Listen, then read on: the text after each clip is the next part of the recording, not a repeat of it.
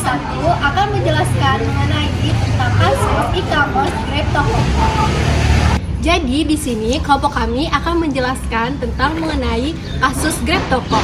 Yang pertama akan dijelaskan oleh rekan saya yaitu Kesha dan Ratu. Grab Toko adalah sebuah platform online yang menawarkan berbagai produk elektronik dengan harga di bawah pasaran. Tawaran ini menarik perhatian banyak konsumen, terutama saat momen promosi besar seperti tahun baru dan akhir tahun. Namun, masalah mulai muncul ketika produk yang dibeli tidak kunjung dikirim. Konsumen yang membayar tidak mendapatkan barang yang dijanjikan dan layanan Grab Toko sulit untuk dihubungi. Seiring waktu, jumlah korban terus bertambah hingga mencapai lebih dari 980 orang dengan total kerugian mencapai 17 miliar. Pihak kepolisian kemudian mengungkapkan bahwa Grab Toko tidak memiliki kerjasama resmi dengan distributor resmi produk elektronik dan dana konsumen justru dialihkan ke rekening pribadi pelaku. Lanjut, di sini saya akan menjelaskan inti permasalahan dari Grab Toko. Kasus Grab Toko merupakan salah satu contoh penipuan digital dalam e-commerce yang menyoroti lemahnya pengawasan terhadap platform daring. Permasalahan utama dalam kasus ini terletak pada beberapa bentuk pelanggaran hukum sebagai berikut. Yang pertama, ada tindak penipuan terencana. Grab Toko menarik minat masyarakat dengan menawarkan berbagai produk elektronik seperti laptop, ponsel dengan harga yang lebih murah daripada pasaran. Yang kedua, ada pelanggaran dana konsumen. Dana yang dibayarkan oleh konsumen tidak digunakan untuk membeli atau mengirimkan barang, melainkan dialihkan kepada rekening pribadi. Oke, dilanjutkan oleh saya. Pelanggaran terhadap Undang-Undang Perlindungan Konsumen dalam Undang-Undang Nomor 8 Tahun 1999 tentang Perlindungan Konsumen. Konsumen memiliki hak untuk mendapatkan informasi yang benar, barang yang sesuai, serta perlindungan dan kerugian dalam kasus Grab Toko. Hak-hak ini secara nyata telah dilanggar, menunjukkan adanya kelalaian dan niat kejahatan dalam praktik bisnis. Selanjutnya, tindakan pidana pencucian uang berdasarkan hasil penyelidikan sebagai besar dana hasil penipuan dikirim ke rekening di luar negeri.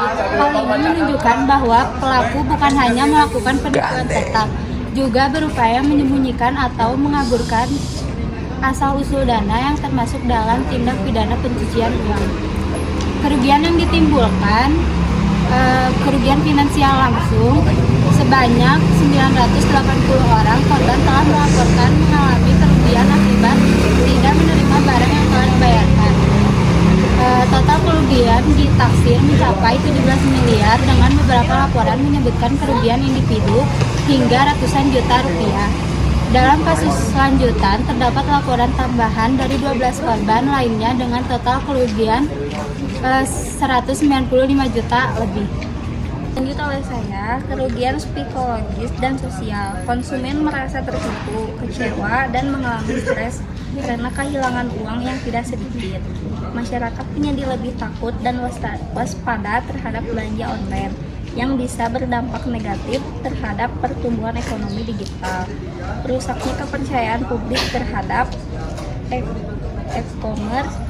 Kejadian ini membuat publik semakin ragu terhadap toko daring, terutama yang tidak terafiliasi dengan platform besar atau tidak memiliki kredibilitas kuat. Dampak pada reputasi penegakan hukum. Lambatnya penanganan awal oleh aparat hukum membuat publik menilai bahwa regulasi dan pengawasan terhadap sektor digital masih lemah.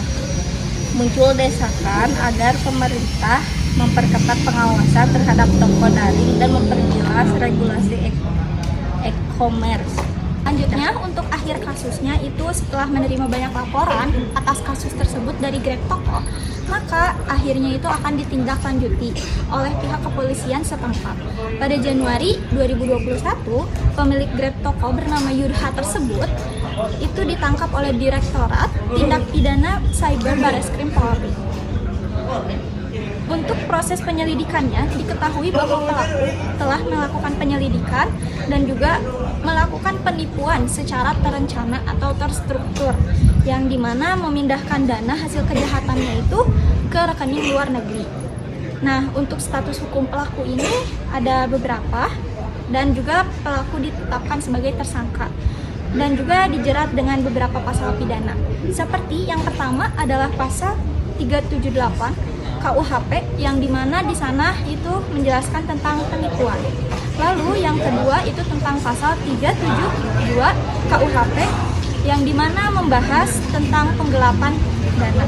Lalu yang ketiga itu UU nomor 8 tahun 1999, di mana tentang perlindungan konsumen.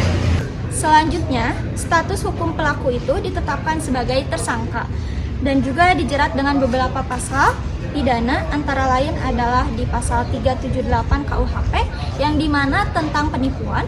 Lalu yang kedua pasal 372 KUHP yang dimana tentang penggelapan dana.